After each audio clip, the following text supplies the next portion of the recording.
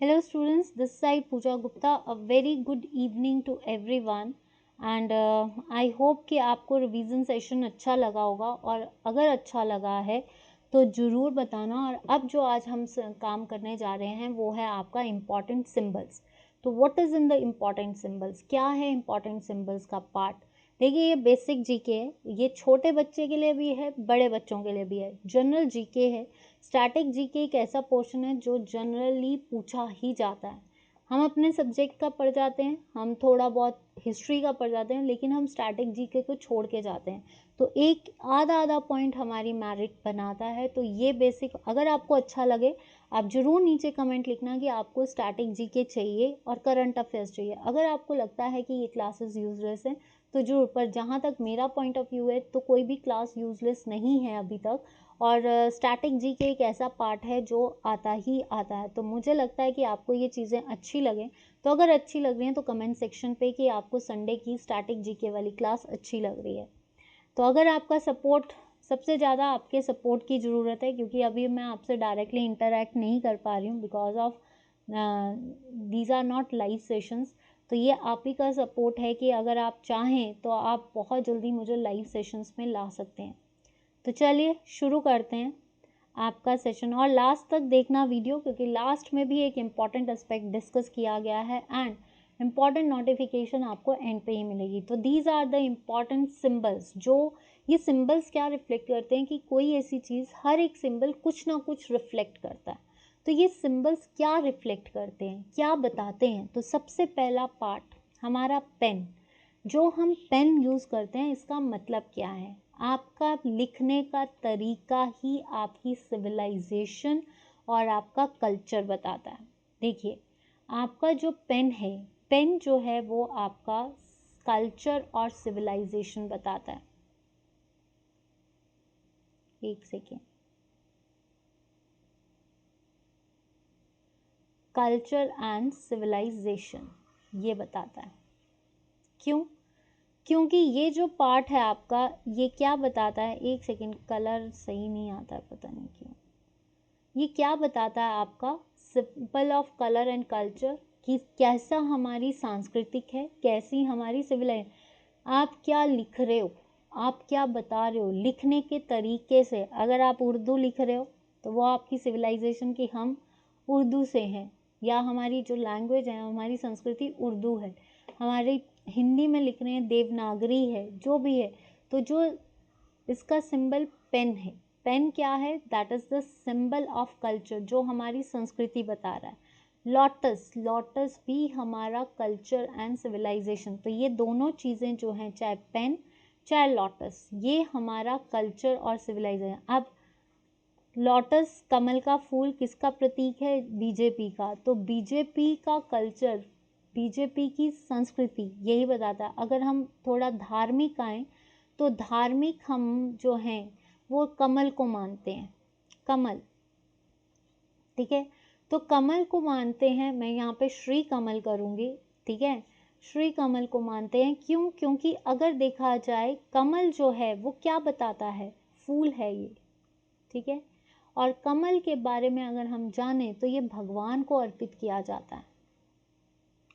किसका सांस्कृतिक किसका वो है, ये दुर्गा को भी चढ़ाया जाता है, ठीक है।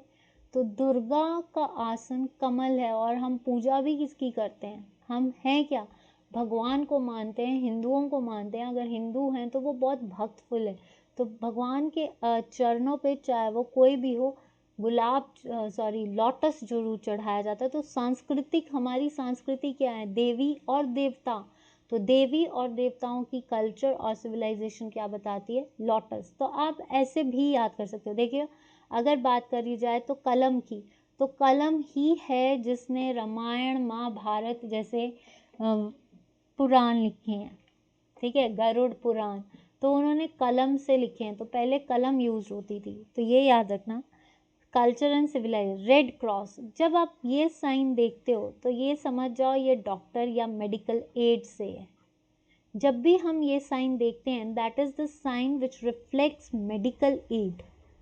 मेडिकल, मेडिकल एड में चाहे वो डॉक्टर्स हों चाहे नर्सेज हों, ये मतलब डॉक्टर मेडिकल एड या हॉस्पिटल से डील करता है।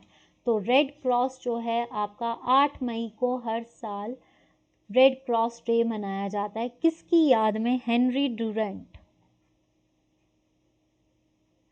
ठीक है, तो रेड क्रॉस डे 8 मई हेनरी ड्यूरेंट के नाम से, और ये that shows medical aid and the hospital. Now red flag, लाल झंडा, कोई भी चीज़ लाल, आप सड़क पे जा रहे हो तो जब वो रोड वाले काम कर रहे होते हैं तो वो लाल झंडा दिखाते हैं, फहराते हैं। लाल झंडा क्या फहरा रहे हैं कि स्टॉप हो जाओ आगे, या लाल झंडे से वो तुम आपको वो कर देते हैं कि आगे खतरा है, थोड़ी देर रुक जाओ। Red flag, it also shows revolution and also a sign of danger. Sign of danger and revolution shows red flag. तो red flag सिंपल चीज़ें हैं, आपको सबसे ज़्यादा आती होंगी मुझे ऐसा लगता है, बट आई थिंक पढ़ाने के लिए तो सब कुछ बेसिक से ही करवाना पड़ेगा। नेक्स्ट आता है ब्लैक फ्लैग, काला झंडा। काला झंडा होता है प्रोटेस्ट दिखाना, किसी के खिलाफ मोर्चा करना, प्रोपोगंडा करना। तो that is the symbol of protest, विद्रोह जिसको आप बोल सकते हो, विद्रोह।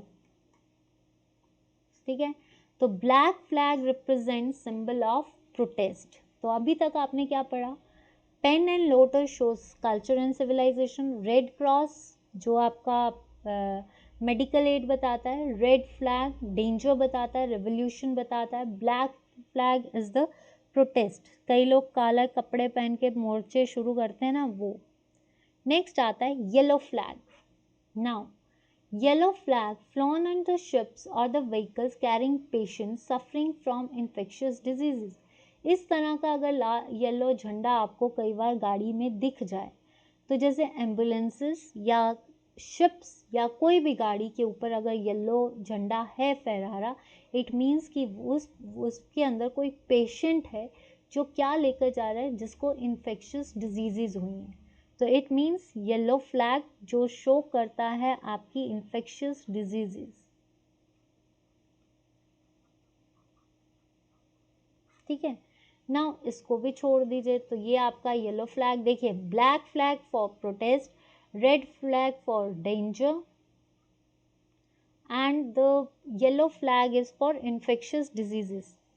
ठीक है, नेक्स्ट आता है फ्लैग अपसाइड डाउन, फ्लैग का ऊपर नीचे करना। तो वो बताता है सिंबल ऑफ डिस्ट्रेस, दुख, दुख का, या कोई जैसे कोई गलती का, दैट इज दुख होना, दुखी होने का। फ्लैग को अपसाइड डाउन करना मीन्स दुखी का साइन बताना। ठीक है, तो जैसे कि ये flag upside down means symbol of stress जो है, आपको क्वेश्चन कैसे आ सकता है, which thing shows symbol of distress, या which flag flown upside down shows what, that is symbol of distress. कि जब फ्लैग को, झंडे को ऊपर नीचे फैलाया जाता है तो वो क्या बताता है, दुख का कारण या किसी चीज़, तो that is symbol of distress. Flag flown at the half mast, flag जो है आधा कर देना। आधा मतलब जैसे ये है आपका ये वाला फ्लैग, हाफ मास्ट बीच में, इसका मतलब होता है नेशनल मॉर्निंग, यानी आपातकाल कोई घटना हो चुकी है। नेशनल मॉर्निंग मतलब, नेशनल मॉर्निंग होता है राष्ट्रीय शोक, राष्ट्रीय शोक जिसको बोलते हैं। जैसे कि मान लो जैसे पीछे हमारे मिस्टर प्रणब मुखर्जी की डेथ हुई थी, तो फ्लैग को नीचे कर दिया था। जैसे हिमाचल में अगर अभी मिस्टर वीरभद्र सिंह, राजा वीरभद्र सिंह की डेथ हुई है, तो 2 दिन के लिए जो राज्य शोक किया गया था, उसमें भी झंडा आधा नीचे कर देते हैं। सिंबल ऑफ नेशनल की जब राष्ट्र में शोक चल रहा है, तो राष्ट्र शोक के लिए जो है झंडे को थोड़ी देर के लिए बीच में कर देना, that is called half mast. Not पूरा नहीं फैलाना, पर आधा रखना, that is national mourning. White flag symbol of truce, विजय का, विजय का साइन जो होता है वो वाइट। तो आपने देखो, black for protest, yellow for patience carrying, red for आपका डेंजर, हाफ झंडा करना that is for morning, and white झंडे को फहराना मतलब जीत का साइन। ठीक है, वाइट फ्लैग नेक्स्ट आता है रेड ट्राइंगल, लाल ट्राइंगल। लाल ट्राइंगल जिसमें आजकल तो ये भी बता रहे हैं 1, 2 और 3 इस तरह से बंदे खड़े हैं, यानी पीपल को खड़ा, that is for family planning. आता है ना राष्ट्रीय फैमिली प्लानिंग, तो वो किसके लिए है आपका रेड ट्रायंगल। रेड ट्रायंगल बताते हैं आपको sign of family planning. Now pigeon, पुराने टाइम पे जब राजा महाराजा क्या करते थे, शांति भेजते थे कि इस जगह पे शांति, तो वो कबूतर उड़ा देते, लेटर्स भी लेकर जाते थे, लेकिन पिजन को उड़ाना या कबूतर को उड़ाना जो है दैट इज़ द शांति का संदेश। कि जब आपका भारत आज़ाद हुआ था तो जो जवाहरलाल नेहरू थे उन्होंने भी कबूतर को उड़ाया था। इट मीन्स कि शांति का संदेश देना जो है दैट इज़ अ डव। और इसके साथ जो ये ट्विग है दैट इज़ ऑलिव ब्रांच, जो ये भी क्या शो करती है, सिंबल ऑफ पीस। आपको यहाँ तक क्लियर है कि नहीं? ठीक है, नेक्स्ट देखते हैं आपका red light. Red light is the sign of stop, danger और emergency. Green light is the line clear है, ट्रैफिक। देखिए रेड लाइट साइन भी दिखा सकती है इमरजेंसी का, एम्बुलेंस में रेड लाइट चल रही है, एम्बुलेंस में जब रेड लाइट है मीन्स इमरजेंसी है। साइन ऑफ डेंजर भी बताया जा सकता है। स्टॉप का साइन रेड लाइट में जो जेब्रा क्रॉसिंग होती है उसमें red light, green light shows की लाइन क्लियर है, you can move. Zebra crossing आपको पता है ये जेब्रा क्रॉसिंग होती है, इसमें 1, 2, 3।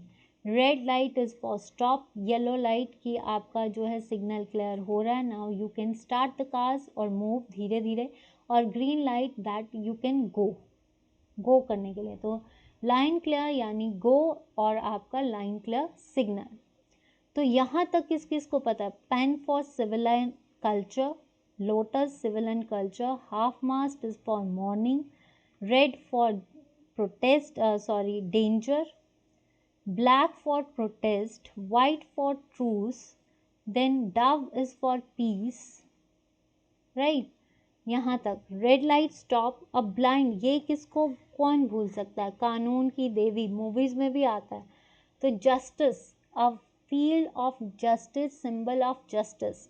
अ blindfold movement holding a balance scale is called as symbol of justice. इसको क्या बोलते हैं हम? Symbol of justice. Next, a black strip on the forearm, इसको बोलते हैं साइन ऑफ मॉर्निंग और प्रोटेस्ट।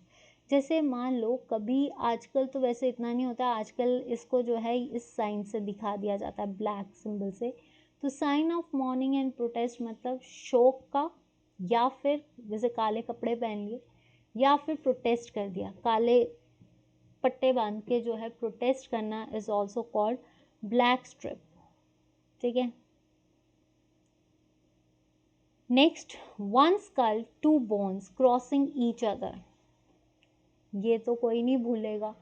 तो this is the sign of danger. आपने देखा है कि कई बार जो मीटर्स पे, कई बार वैलीज पे इस तरह का साइन बना होता है, that is the danger, that is the prohibited area. Prohibited area मतलब ये यहाँ पे ना ही जाओ तो खतरा है। तो एक स्कल टू बोन्स, व्हील चक्र, चक्कर चल रहा है, तो अगर आपकी साइकिल चल रही है तो it means your life is progressing. तो चक्र, चाहे अशोक चक्र हो, चाहे चरखा हो, चाहे कुछ हो, वो चल रहा है, यानी आपकी सिंबल ऑफ प्रोग्रेस किसको शो करता है? व्हील और चक्र को।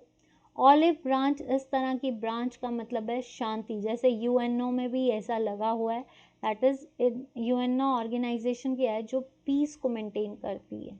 इसी ऑर्गेनाइजेशन जो हर काम को सिस्टमैटिक करती है और उसका मेन मकसद है हर देश में शांति को स्थापित करना। तो that is the symbol of peace. तो डव और ऑलिव ब्रांच जो है वो क्या शो करते हैं? Symbol of peace. Try colour तो कोई नहीं भूल सकता, 3:2, पिंगली वेंकैया ने जो है इसका डिज़ाइन किया था। तो ट्राई कलर फ्लैग जो है that is the national flag of India.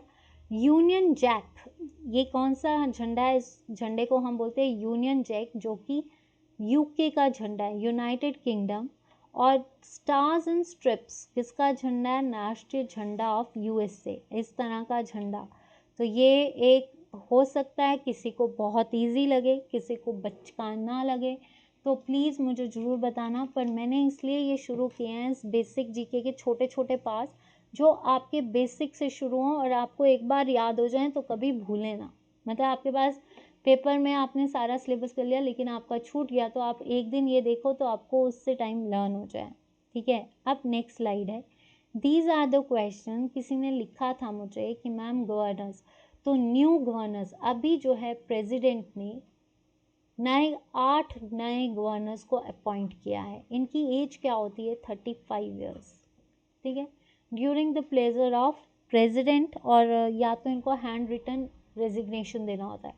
तो जो यूनियन मिनिस्टर थे थावर चंद गहलोत, थावर चंद गहलोत जो थे ये यूनियन मिनिस्टर थे, इनको अब गवर्नर ऑफ कर्नाटका बना दिया। तो कर्नाटका के गवर्नर कौन है? थावर चंद गहलोत।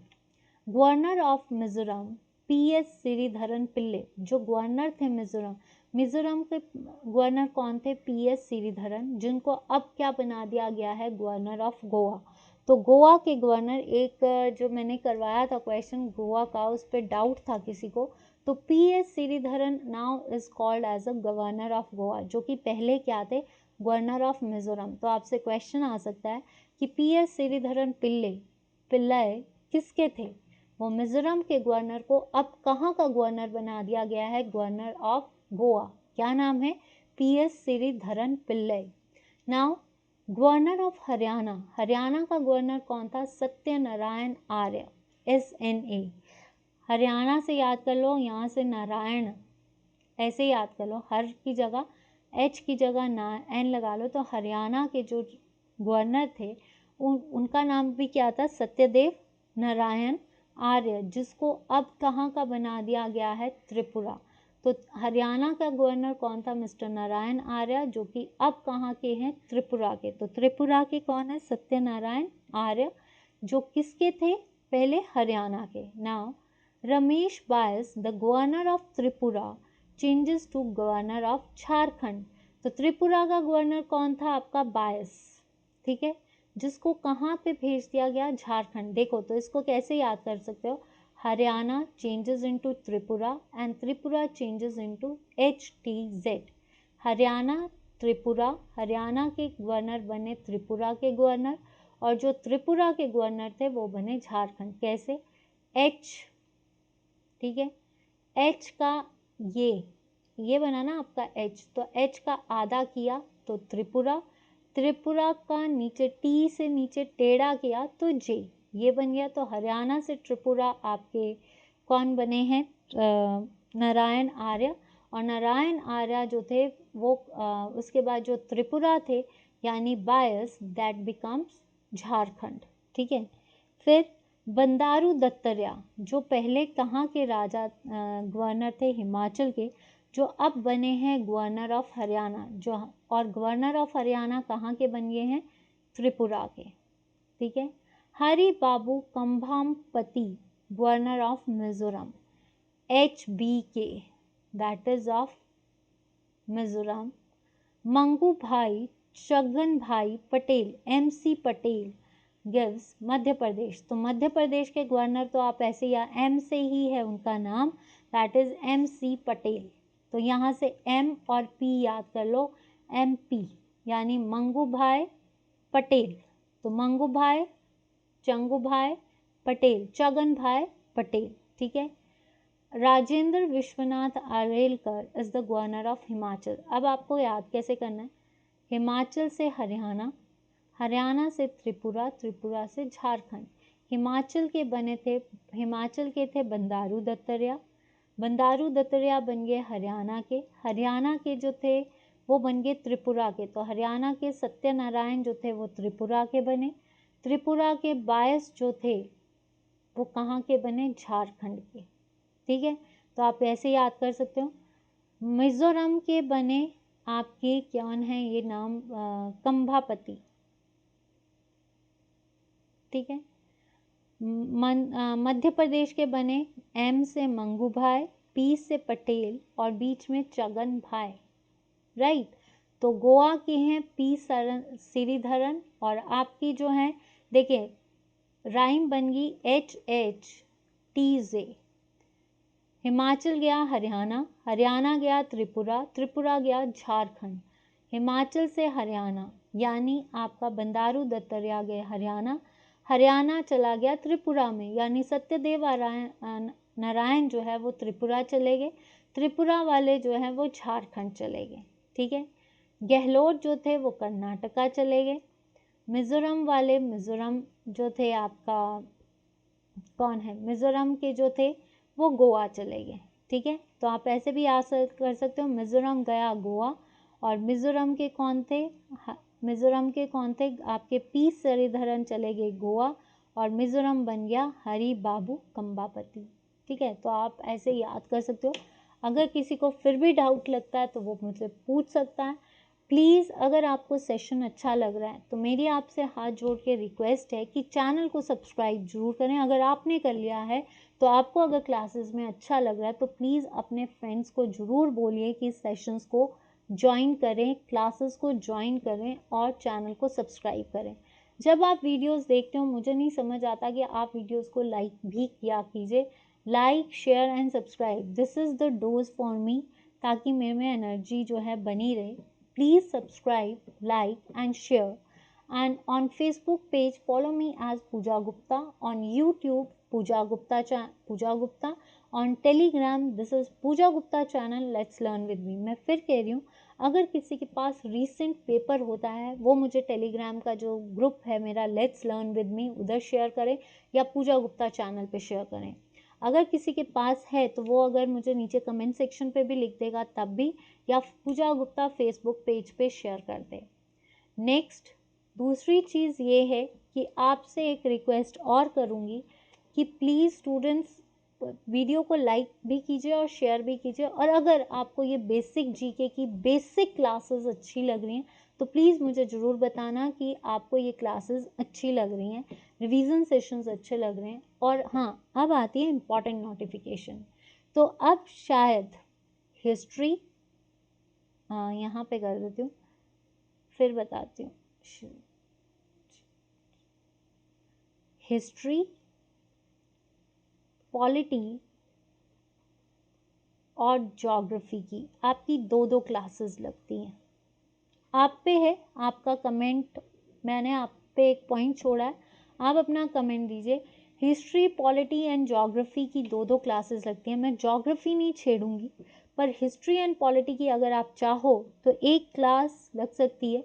एक दिन में साइंस और इंग्लिश को इंक्लूड करना ज़रूर चाहूँगी। क्यों? क्योंकि आने वाले टाइम पे फॉरेस्ट गार्ड का पेपर और पटवारी का पेपर और साइंस में टैट और टीजीटी, उनके लिए ये पेपर बहुत ज़रूरी है। तो मेरी आपसे, अगर आपको लगता है, क्योंकि हिस्ट्री एंड पॉलिटी का एक सेशन और प्रीवियस क्लासेस में हो जाता है, तो अगर हम साइंस और इंग्लिश की क्लास भी इसके साथ ज्वाइन कर दें, क्योंकि मैंने ही करवाना है तो मैंने सिर्फ हिस्ट्री एंड पॉलिटी की एक क्लास सोची है और उसमें साइंस और इंग्लिश भी, ताकि आने वाले टाइम पे जब टीजीटी करें तो, या टैट करें, या फॉरेस्ट गार्ड के बच्चे हैं या पटवारी के बच्चे हैं तो उनकी भी तैयारी हो जाए साइंस और इंग्लिश की, क्योंकि इंग्लिश भी हमें मारती है। अगर आपको ऐसा लगता है कि ये चीज़ होनी चाहिए तो प्लीज़ मुझे ज़रूर बताएं। अदरवाइज शेड्यूल में मैंने थोड़ी सी, मुझे लगा है कि ये साइंस और इंग्लिश की क्लास हिस्ट्री और पॉलिटी के एक सेशन में इंक्लूड की जा सकती है, और ज्योग्राफी की दो, क्योंकि ज्योग्राफी के क्वेश्चंस पूछे जाते ही हैं। ठीक है, तो अगर आपको सेशंस अच्छे लग रहे हैं तो प्लीज़ आने वाले टाइम पे और इम्प्लीमेंट करेंगे। बट अगर आपका सपोर्ट रहा, आपका प्यार रहा, तो अगर बहुत जल्दी अगर आपका आशीर्वाद रहा, तो जब तक आपका आशीर्वाद मिलेगा, तो जब भी हम लाइव आएंगे तो उस टाइम पे हमारे पास और अच्छा करने की कोशिश हो। तो प्लीज़ अगर अच्छा लगता है ये सुझाव तो मुझे ज़रूर कमेंट सेक्शन पे देना, या फिर टेलीग्राम के लेट्स लर्न वाले ग्रुप और पूजा गुप्ता चैनल पे ये सुझाव ज़रूर देना। प्लीज़ सब्सक्राइब, लाइक और शेयर करना मत भूलना। मिलती हूँ आपसे कल सेम शेड्यूल पे, यानी आपका करंट अफेयर्स, हिस्ट्री, पॉलिटी। तो अपने कमेंट्स जब आप ये क्लास देखें तो आप ये कमेंट्स मुझे ज़रूर उससे टाइम बताना, ताकि हम फिर इम्प्लीमेंट करें। जहाँ तक मुझे लगा है कि साइंस और इंग्लिश की क्लास भी एक ज़रूरी है ताकि आपका जब पेपर पैटर्न किया जाए तो हमें प्रेपोजिशंस या बेसिक हो, ताकि पुलिस भर्ती, आपको पता है कि पुलिस भर्ती भी आने वाली है और आपका फॉरेस्ट गार्ड का पेपर भी आने वाला है और पटवारी भी आने वाला है। तो ये सारे सेशंस में हम ये चीज़ें अगर प्रैक्टिस करते रहेंगे तो हमें फ़ायदा हो जाएगा। MCQs ही आएंगे, डिटेल वर्जन नहीं होगा। साइंस के मैक्सिमम क्वेश्चंस जो SSC के जनरल पेपर्स में पूछे जाते हैं उन्हीं को हम रिपीट करेंगे। बट अगर आपको लगता है अदरवाइज, मैं साइंस और इंग्लिश के सेशंस को कुछ और भी चेंज कर सकती हूँ। तो आपके लिए इतना ही, आज के लिए इतना ही, मिलती हूँ आपसे कल। तब तक के लिए thank you so much. Pooja Gupta, let's learn with me, and please comment, share and like, इसको भूलना मत। तो stay fit, stay cool and stay healthy and take care of yourself. फालतू में बारिश के दिनों में ज़्यादा बाहर मत जाइए क्योंकि लैंडस्लाइड्स बहुत हो रहे हैं।